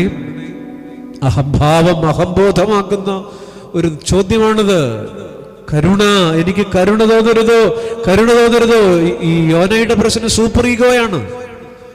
താൻ അവഗണിക്കപ്പെടുന്നുവോ, താൻ ഉപേക്ഷിക്കപ്പെടുന്നുവോ, ദൈവത്തിന് എന്നെ വേണ്ട, എൻ്റെ വാക്കുകൾ പാഴാകുന്നു, തൻ്റെ കുറവുകളെ കുറിച്ചുള്ള അമിതമായ ആശങ്ക. ഒരു തളത്തിൽ ദിനേശൻ സിൻഡ്രോം ഉണ്ട്, പാരനൈഡ് സ്കിസോഫ്രീനിയ എന്നൊക്കെ പറയും. വലിയ വായില് എല്ലാത്തിനും ഇങ്ങനെ സംശയത്തോടെ നോക്കുന്ന ഒരു രോഗമാണത്. വടക്ക് നോക്കി എന്താ സിൻഡ്രോം എന്നും വേണേ പറയാം. യോനയുടെ പ്രശ്നം ഈ തീരത്ത് കിടന്നിട്ട്, ആവണക്കിന്റെ ചുവട്ടിൽ കിടന്നിട്ട് എല്ലാത്തിനും സംശയമാണ്. ദൈവത്തെ സംശയമാണ്, നിനുവയെ സംശയമാണ്. അവരനുഭവിക്കുമോ? യോനയുടെ പ്രശ്നം സൂപ്പർ ഈഗോ ആണ്. അർഹിക്കുന്ന അംഗീകാരം എനിക്ക് കിട്ടാതെ പോവും നിനുവ നശിച്ചില്ലെങ്കിൽ. അത് നമ്മുടെ പ്രശ്നമല്ലേ? നമ്മളൊക്കെ ഈ വീട് പോകുന്നൊരു കൊച്ചു ഈഗോയില്ല. വലിയ പ്രവാചകനാണ്, പക്ഷെ വീണത് കൊച്ചു ഈഗോയില്ല. ഇപ്പം ഈ ഇരിക്കുന്നവർ ഞാനും ഒക്കെ ഒലഞ്ഞു പോകുന്നത് വലിയ കാര്യത്തിലൊന്നുമല്ല. ഇപ്പൊ ഉദാഹരണമായിട്ട് പഴയ നിയമത്തിലെ ആദ്യത്തെ രാജാവ് ശൗൽ ഇസ്രായേലിനെ ഒരു പൊളിറ്റിക്കൽ പവറാക്കിയ ഒരു മനുഷ്യനാണ്. അദ്ദേഹത്തിന് തോളപ്പമേ ഉണ്ടായിരുന്നുള്ളൂ ഇസ്രായേലിലെ ഏതൊരാളും. അത്ര വലിയ പുള്ളിയാണ്. ബോഡി ബിൽഡപ്പിന്റെ കഥയൊക്കെ പറഞ്ഞുകൊണ്ടാണ് ബൈബിള് മുന്നോട്ട് പോകണേ. ശൗല് വലിയ ആളാണ്, വലിയ രാജാവാണ്, ഫസ്റ്റ് കിങ് ഓഫ് ഇസ്രായേൽ. പക്ഷെ ഈ ശൗല് ഒലഞ്ഞു തുടങ്ങിയോടെയാണ്. ഞാൻ പറയാം, ഈ ഒരു കൊച്ചി ഇറക്കാൻ, വള്ളി നിക്കറിട്ട് കിടക്കുന്ന ഒരു കൊച്ചി ഇറക്കാൻ, കവണയിൽ 3-4 കല്ല് വെച്ചിട്ട് ഒരു ഗോലിയാത്തിനെ വീഴ്ത്തിയപ്പോൾ മർത്തമറി സമാജത്തിലെ സ്ത്രീകൾ വഴിക്കിടെ പാടിക്കൊണ്ട് ഒരു പാട്ടുണ്ട്. ശൗൽ 1000 കൊന്നു, ദാവീദോ ഇവർക്കൊന്നും പറയില്ലല്ലോ. ദാവീദോ കേട്ടില്ലേ? 10,000. അപ്പൊ ഈ കൊച്ചു ചെറുക്കനെ കുറിച്ച് ഇയാളായിരിക്കും പിൻഗാമി എന്ന് ശൗലിന് അറിയാം, ദാവീദ്. അപ്പൊ ഈ സമാജക്കാരെ എപ്പോൾ വന്നാലും ഈ പാട്ടാണ് വേണ്ടത്. ഞാൻ ഈ ശമൂവേൽ പ്രവാചകന്റെ പുസ്തകത്തിനകത്ത് ഒരു 3-4 ഈ പാട്ടിന്റെ 2 വരിയേ ഉള്ളൂ. അല്ല, സമാജക്കാർക്ക് ഒരു കുഴപ്പമുണ്ട്, എപ്പോഴും ഒരു പാട്ടേ പാടുള്ളൂ. എന്നാൽ നമുക്കൊരു പാട്ട് പാടി സ്തോത്രാഴ്ച എടുക്കാന്ന് പറഞ്ഞാൽ ഉടനെ വരും ദൈവകൃപയിൽ ഞാൻ, ഇതേ ഇറങ്ങി വരുള്ളൂ. അപ്പൊ ഇത്രയും പുസ്തകത്തിനകത്ത് ഇത്രയും പാട്ട് കിടപ്പുണ്ടെങ്കിലും അതുപോലെ അന്നും ഈ സമാജക്കാർക്ക് ഈ ഒരു പാട്ടേ ഉണ്ടായിരുന്നുള്ളൂ. ശൗൽ 1000 കൊന്നു, ദാവീദോ 10,000. അപ്പൊ ഈ പാട്ടിന്റെ ഈ 2 വരി എപ്പോൾ കേട്ടാലും ശൗലിനങ്ങ് ഇളവും, അങ്ങ് എന്താ വല്ലാത്തൊരു ഈഗോയാണ്. ഈ കൊച്ചിറക്കൻ്റെ നേരെയാണ് ഈഗോ. ഈ അമ്യൂസിയ എന്ന് പറയുന്നൊരു രോഗമുണ്ട്. അമ്യൂസിയ എന്ന് പറഞ്ഞാൽ മ്യൂസിക് അലർജി എന്നാണ്. സംഗീതം കേട്ടാൽ അലർജി ആകുന്ന മനുഷ്യരുണ്ട്, അപൂർവമേ ഉള്ളൂ. ലോക ചരിത്രത്തിലൊക്കെ ചില വലിയ മനുഷ്യരൊക്കെ ഉണ്ട്. ഞാനത് പറയുന്നില്ല, പറഞ്ഞ രാഷ്ട്രീയമായി പോവും. അതുകൊണ്ട് അങ്ങനെയുള്ള മനുഷ്യരൊക്കെ ഉണ്ട്. ഈ മ്യൂസിക് അലർജി, അമ്യൂസിയ എന്ന് പറയും. ഈ ശൗൽ അമ്യൂസിയ ഉള്ള മനുഷ്യനാണ്. ശൗൽ 1000 കൊന്നു, ദാവീദ് 10,000. ഈ 2 വരി പാട്ടിനകത്താണ് ഈ രാജ്യം ഭരിക്കണ രാജാവ് ഉടഞ്ഞു പോയത്. ഇത്രയേ ഉള്ളൂ. ഈ വലിയ മനുഷ്യരൊക്കെ ഉറുമ്പ് വലിപ്പമുള്ള കാര്യത്തിന് നമ്മൾ ഇത്രയല്ലേ ഉള്ളൂ. സ്വാഗതം പറഞ്ഞപ്പോൾ എൻ്റെ പേരങ്ങോട്ട് എടുത്തു പറഞ്ഞില്ല. ഇനി മേലാൽ അവൻ്റെ പരിപാടിക്കാൻ പോവുമല്ല. വലിയ പുള്ളിയാ. സ്വാഗതം പറഞ്ഞപ്പോൾ ഒരു വാക്ക്, നന്ദി പറഞ്ഞപ്പോൾ അത് പറഞ്ഞെങ്കിലും എൻ്റെ കാര്യം അങ്ങോട്ട് എടുത്തു പറഞ്ഞില്ല. അതുകൊണ്ട് ഇനി ഈ അച്ഛൻ പോണത് വരെ അല്ലേ. ഇത്രയേ ഉള്ളൂ. നമ്മളൊക്കെ ഇത്രയേ ഉള്ളൂ. നമ്മളൊക്കെ ഈ കഷ്ടപ്പെടാനുള്ളതൊക്കെ കഷ്ടപ്പെടുകയും ചെയ്യും, ഓടാനുള്ളതൊക്കെ ഓടുകയും ചെയ്യും. നമ്മൾ ഈ കാര്യങ്ങളൊക്കെ മുന്നോട്ട് കൊണ്ടുപോവുകയും ചെയ്യും. ചുമ്മാ അതൊരു സ്വാഗതത്തിൻ്റെ പേരിൽ, ഒരു കൃതജ്ഞതയുടെ പേരിൽ, ചുമ്മാ ഒരു ചെറിയ കാര്യത്തിൻ്റെ പേരിലൊക്കെ നമ്മളിങ്ങനെ നമ്മളല്ലാതായി മാറത്തില്ലേ. നമ്മൾ തല തുണിയൊക്കെ ഇട്ട് ഇവിടെ ഇരിക്കുന്നെങ്കിലും ആള് നമ്മൾ വേറെയാണ് അല്ലേ. നമ്മുടെ ഈ സൂപ്പർ ഈഗോയൊക്കെ ഇളവും. യോന വലിയ പ്രവാചകനൊക്കെയാണ്. യോനയുടെ പ്രശ്നം ഈ അംഗീകരിക്കപ്പെടാനുള്ള ആഗ്രഹമാണ്, ദുഷിച്ച ആഗ്രഹമാണ്. എന്നെ മറന്നല്ലോ, മറന്നോട്ടെ.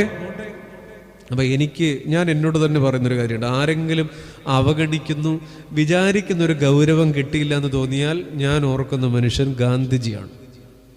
വേറൊന്നിൻ്റെയും പേരിലല്ല, ഒരൊറ്റ കാരണത്തിൻ്റെ പേരിലാണ്. ഗാന്ധിജിയെ അങ്ങനെ ഓർക്കാൻ കാരണം ഗാന്ധിജിക്ക് നോബൽ സമ്മാനം കിട്ടിയില്ല എന്നുള്ള ഒറ്റ കാരണത്തിലാണ്. 4 തവണ ഗാന്ധിജിയുടെ പേര് നോബൽ സമ്മാനത്തിൻ്റെ ലിസ്റ്റിൽ വന്നതാണ്. 1937, 38, 39, 47. 1937, 38, 39, 1947. നോർവേ ആണല്ലോ ഈ നോബൽ പ്രൈസ് കൊടുക്കുന്നത്.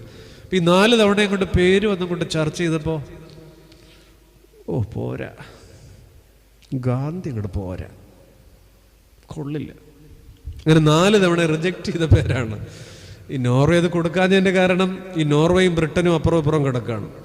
ഈ ബ്രിട്ടൻ്റെ അപ്രീതി മേടിക്കേണ്ടതെന്ന് വിചാരിച്ചിട്ടാണ് കൊടുക്കാഞ്ഞത്. അപ്പം ഞാൻ വിചാരിക്കാറുണ്ട് ഈ ചെറിയ കാര്യങ്ങളിലൊക്കെ ഈഗോയോ, എന്നെ മറന്നല്ലോ, എൻ്റെ പേര് പറഞ്ഞില്ലല്ലോ, അത്ര അങ്ങോട്ട് ശരിയായില്ലല്ലോ എന്നൊക്കെ ഓർത്താൽ ഈ കാര്യം മാത്രം ഇവിടെ ഇരിക്കുന്ന എല്ലാ ചേട്ടത്തിമാർക്കും അത് ബാധകമാണ്, എല്ലാ ചേട്ടായിമാർക്കും ബാധകമാണ്. ഇങ്ങനെയുള്ള ചില കാര്യങ്ങൾ ഓർത്താൽ മതി. അതുകൊണ്ട് നോബൽ സമ്മാനം കിട്ടാഞ്ഞത് കൊണ്ട് ഗാന്ധിജിയുടെ മൂല്യം കുറേ കിടെ. ഇപ്പം അടുത്ത കാലത്ത് നമ്മുടെ ഒരു പ്രസിഡന്റ് കിട്ടിയില്ലെന്ന് പറഞ്ഞു കൊടുക്കുകയാണ്. അപ്പോൾ ഓൺലൈനുണ്ട്, പറയാൻ പാടില്ല. അപ്പോൾ നമുക്ക് പത്മഭൂഷണും പത്മവിഭൂഷണും ഒക്കെ ഇപ്പോൾ കൊടുക്കുന്നുണ്ട്. അതും അവിടെ നിർത്തുന്നു, അതും ഓൺലൈനുണ്ട്, പറയില്ല. അപ്പോൾ ആർക്ക് കിട്ടിയില്ല എന്നുള്ളതാണ്. ഗാന്ധിജിക്ക് നോബൽ കിട്ടാത്തത് കൊണ്ട് ഗാന്ധിജിയുടെ മൂല്യം പിന്നെ ഉയരുകയാണ്. അംഗീകരിക്കപ്പെടാനുള്ളൊരു ദുഷിച്ച ആഗ്രഹമാണ് ആവണക്കൻ്റെ ചുവട്ടിൽ യോനയ്ക്കുള്ളതാണ്. സബദി മക്കളുടെ അമ്മ വന്നത് എന്തിനാണ്? ഒരുത്തിന് ഫിനാൻസ്, ഒരുത്തിന് ഹോം മിനിസ്ട്രി. ഇത് രണ്ടും എൻ്റെ പിള്ളേർക്ക് കൊടുക്കണം, യാക്കോബിനും യോഹന്നാനും. കർത്താവ് പറഞ്ഞ തള്ള അങ്ങോട്ട് പുറകോട്ട് പോകും, ഇവിടെ ആഭ്യന്തരവും ഫിനാൻസും ഒന്നും ഇല്ല എന്ന് പറഞ്ഞിട്ടാണ് എല്ലാവരും രക്ഷപ്പെട്ടു. നിങ്ങൾ നോക്കിക്കേ, ഞാനതൊക്കെ പറഞ്ഞ് അവസാനിപ്പിക്കുകയാണ്. എല്ലാവരും രക്ഷപ്പെട്ടു. എവിടെയെന്നറിയാമോ? ഈ നിനിവേ അവസാനിക്കുമ്പോൾ, പുസ്തകം അവസാനിക്കുമ്പോൾ രക്ഷപ്പെടാത്ത ഒരാളെ ഉള്ള ആരാ? പറയൂ. യോന ഈ പുള്ളിപ്പുഴയിൽ വാടി ആവണക്കൻ്റെ ചുവട്ടിൽ 2 കൈയും പുറകോട്ടിട്ട് അയ്യോ പോയെന്ന് പറഞ്ഞ് കിടക്കണം. ബാക്കി എല്ലാവരും രക്ഷപ്പെട്ടു. ഞാൻ പറഞ്ഞു നിർത്തുന്നത് ഇങ്ങനെയാണ്. നമുക്കെല്ലാം ഉള്ളൊരു അസുഖം ഉണ്ടെന്നറിയാം. ഈ പള്ളിമണി സിൻഡ്രം എന്നാണ് രോഗത്തിൻ്റെ പേര്. പള്ളിമണി സിൻഡ്രം കേട്ടിട്ടുണ്ടോ? ഞാൻ പറയാം. കുറിച്ചി വലിയ പള്ളിയുടെ മണി എവിടാ? താമസിക്കാതെ പറയൂ, എവിടാ? അകത്താണോ പുറത്താണോ? അല്ല, വലിയ മണി എവിടാ? പുറത്ത്. എത്ര കാലമായിട്ടത് അവിടെ നിൽക്കുന്നത്? കുറേ കാലമായിട്ട് നിൽക്കുന്നത്.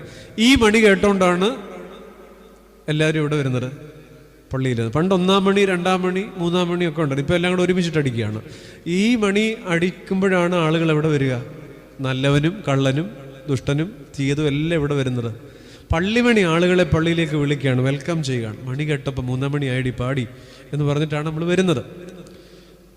അങ്ങനെയല്ലേ നമ്മളെല്ലാം വരെ എത്രയോ കാലമുണ്ട്. നമ്മുടെ അപ്പനും അപ്പൻ്റെ അപ്പനും നമ്മളും എല്ലാം ഈ മണി കേട്ടോണ്ടാ. പക്ഷെ കുറിച്ചിപ്പള്ളിയുടെ മണി ഇപ്പോഴും എവിടാ? ഓ പറ, മണി ഇപ്പോഴും എവിടാ? പുറത്ത് തന്നെയല്ലേ. ആ മണി പണ്ടും എവിടെ തന്നെ. അവിടെ നിന്ന് ആ മണി വിളിച്ചുകൊണ്ടാണ് നമ്മൾ ആളുകളെല്ലാം ഇതിനകത്ത് കയറിയത്. നമ്മുടെ പ്രശ്നം ഇത് തന്നെയാണ്. നമ്മളിപ്പോഴും പുറത്ത് തന്നെ. നമ്മൾ പറഞ്ഞിട്ടും നമ്മൾ പ്രസംഗിച്ചിട്ടും നമ്മൾ പറഞ്ഞിട്ടുമൊക്കെ പലരും അകത്ത് വന്നിട്ടുണ്ട്. നമ്മളിപ്പോഴും പുറത്താണ്. കർത്താവ് ചോദിച്ചു, എന്നെ തൊട്ടത് ആര്? ആര് തൊടാൻ? എത്രയും പേര് തിക്കി ഇടിച്ച് കിടക്കുമ്പോൾ ആര് തൊടാനാ? അല്ല, ആരാണ്ട് എന്നെ തൊട്ടിട്ടുണ്ട്. അവിടെ ഗതികേടാണ് ഈ വസ്ത്രവിളമ്പ്. ഒരു ബ്ലീഡിങ് വുമൺ എന്നുള്ള നിലയിൽ ഒരു പുരുഷനെ തൊടാൻ ആ കാലഘട്ടത്തിൽ അവൾക്ക് പറ്റില്ല. അപ്പോൾ അവൾക്ക് തൊടാമായിരുന്നു കർത്താവിൻ്റെ ദേഹത്ത്. പക്ഷെ തൊടാഞ്ഞിട്ട് വസ്ത്രത്തിൽ തൊട്ടത് അവളുടെ ഗതികേടാണ്. ഈ ഗതികെട്ട് പുറത്ത് നിൽക്കുന്നവരൊക്കെ നമ്മൾ തൊടുന്നതിനേക്കാൾ കൂടുതൽ തൊട്ടിട്ടുണ്ട്. അപ്പം നമ്മളിപ്പോഴും പുറത്താണ്. നമ്മൾ ഈ പ്രദർശനം നടത്തുകയും കൂട്ടയോട്ടം നടത്തുകയും ശിങ്കാരിമേളം നടത്തുകയൊക്കെ ചെയ്യുമെങ്കിലും ചില പാവപ്പെട്ട മനുഷ്യരൊക്കെ ഈ വാതൊക്കെ വന്നൊന്ന് കുരിശ് വരച്ചിട്ടൊന്ന് വണങ്ങുന്നുണ്ട്. അവരകത്ത് നമ്മൾ പലപ്പോഴും. അതുകൊണ്ട് നമ്മുടെ അസുഖം എന്ന് പറയുന്നൊരു പള്ളിമണി സിൻഡ്രോമാണ്. വലിയ വലിപ്പമൊക്കെ പറയുമെങ്കിലും അല്ല, നിങ്ങൾക്ക് മാത്രമല്ല. അച്ഛന്മാരെ പറയുമ്പോൾ നിങ്ങൾക്ക് ഇഷ്ടപ്പെടില്ല. അച്ഛന്മാർക്കൊന്നുണ്ട്, കൂടുതലുണ്ട്. എനിക്കത് കൂടുതലുണ്ട്. ഈ വൈദികരുടെ ഈ ശവസംസ്കാരം എന്ന് പറയുന്നത് ആ മൃതശരീരം മനുഷ്യനോട് പറയുന്നതാണ്. വൈദികരുടെ ശവസംസ്കാരത്തിൽ ഈ അച്ഛൻ്റെ ശരീരം എടുത്തുകൊണ്ട് പോകുമ്പോൾ ഒരു പാട്ടുണ്ട്. ആ പാട്ട് ഈ നശ്വരമാ വീട് എന്നുള്ള പാട്ടിൻ്റെ ഒരു വരിയുണ്ട്. അതിനകത്ത് ഈ അച്ഛൻ പറയുകയാണ്, നല്ലുപദേശങ്ങൾ ഹീനചരിത്രൻ ഞാൻ നൽകി എന്ന് പറഞ്ഞാല് ഞാൻ ജീവിച്ചിരുന്നപ്പോൾ ഒത്തിരി പ്രസംഗിച്ചിട്ടുണ്ട്, ഉപദേശമൊക്കെ കൊടുത്തിട്ടുണ്ട്. ഞാൻ മൂലം ശിഷ്യൻ നേടി, ഞാൻ നേടിയുമില്ല. ഞാൻ പറഞ്ഞിട്ട് ഒരുപാട് ആളുകൾ രക്ഷപ്പെട്ടിട്ടുണ്ട്. ഞാൻ മനസ്സിലാവുന്നെങ്കിൽ തലകുലുക്കിക്കൊള്ളൂ. നല്ലുപദേശങ്ങൾ ഹീനചരിത്രൻ ഞാൻ നൽകി, ഞാൻ മൂലം ശിഷ്യൻ നേടി, ഞാൻ നേടിയുമില്ല. ഈയാനു താപത്തിൽ ബോധിച്ചെന്നെ ഏറ്റണമേ, നിൻ മണവറതന്റെ വാതിലെനിക്കറിയാൻ വയ്യ എന്ന് പറഞ്ഞാല് ഞാനൊത്തിരി പ്രസംഗിച്ചിട്ടുണ്ട്, ഞാൻ ഉപദേശിച്ചിട്ടുണ്ട്, കുർബാന എല്ലിയിട്ടുണ്ട്. അപ്പ ഞാൻ മൂലശിഷ്യൻ നേടി, ഞാനൊട്ട്. ഇതാണ് പള്ളിമണി സിൻഡ്രം. ഒത്തിരി പേർക്ക് ഇതുവരെ സന്തോഷമാകാത്ത ഒത്തിരി പേർക്ക് ഇപ്പൊ സന്തോഷമായിട്ടുണ്ട്. അച്ഛന്മാരെ അങ്ങോട്ട് പറഞ്ഞപ്പോ, നിൻ മണവറ തന്റെ വാതിലെനിക്ക് അറിയാൻ വയ്യ. പ്രിയപ്പെട്ടവരെ, യോനയുടെ പുസ്തകത്തെക്കുറിച്ച് ഒറ്റ വാക്കിലൊരു മെസ്സേജ് എഴുതാൻ പറഞ്ഞ ഇത് ഇങ്ങനെ എഴുതിക്കോണം: കരുണാവാതിലിൻ്റെ താക്കോൽ കണ്ണുനീർത്തുള്ളിയാണെന്ന് പറയുന്ന പുസ്തകത്തിൻ്റെ പേരാണ് യോനയുടെ പുസ്തകം. ഒന്ന് പറയാമോ ഇവിടെ ഇരുന്നിട്ട്? മിണ്ടുകല്ല. ഒന്ന് പറഞ്ഞേ. അയ്യോ, എന്തിനെങ്ങനെ ഞരങ്ങണം? ഞാൻ പറഞ്ഞു തരാം. കരുണാവാതിലിൻ്റെ താക്കോൽ, ഒന്ന് ഉറക്കം പറഞ്ഞേ, കണ്ണുനീർത്തുള്ളിയാണെന്ന് പറയുന്ന പുസ്തകമാണ് യോനായുടെ പുസ്തകം, അല്ലേ? അവരുടെ ഈ സകല തിന്മകളെയും ഒരു കരുണയുടെ വാതിൽ തള്ളി തുറന്നത് കണ്ണുനീർത്തുള്ളി എന്ന താക്കോലിട്ടിട്ടാണ്. അല്ലേ? കേരളത്തിൽ പടിഞ്ഞാറോട്ടൊഴുകുന്ന 41 നദികളുണ്ട്. കിഴക്കോട്ടൊഴുകുന്ന 3 നദികളുണ്ട്, കബനി, ഭവാനി, പാമ്പാർ. പക്ഷെ മേലോട്ടൊഴുകുന്ന ഒരൊറ്റ നദിയേ ഉള്ളൂ. അത് കണ്ണീരാ. അത് കണ്ണീരാ. കരുണാവാതിലിൻ്റെ താക്കോൽ കണ്ണുനീർത്തുള്ളിയാണ്. ഒരു ചോദ്യത്തിൽ അവസാനിക്കുന്ന ഒരു പുസ്തകം, എനിക്ക് കരുണ തോന്നരുതോ. ആ ചോദ്യം നമ്മളെ കൊണ്ടുപോവുകയാണ് ബലത്തിൽ നിന്ന് ബലം നൽകിയവനിലേക്ക്. ആ ചോദ്യം നമ്മളെ കൊണ്ടുപോവുകയാണ് അഹംഭാവത്തിൽ നിന്ന് അഹംബോധത്തിലേക്ക്. ദൈവം അനുഗ്രഹിക്കട്ടെ. നാളെയുടെ പ്രഭാതത്തിൽ നമ്മൾ ഈ പരിശുദ്ധ കുർബാന അനുഭവിച്ചു മടങ്ങുമ്പോൾ ഈ ചോദ്യം നമുക്ക് നേരെയുള്ള കരുണയുടെ മഴത്തുള്ളിയായി മാറട്ടെ. കുഞ്ഞേ, നിന്റെ എല്ലാ പാപങ്ങളും ക്ഷമിക്കാൻ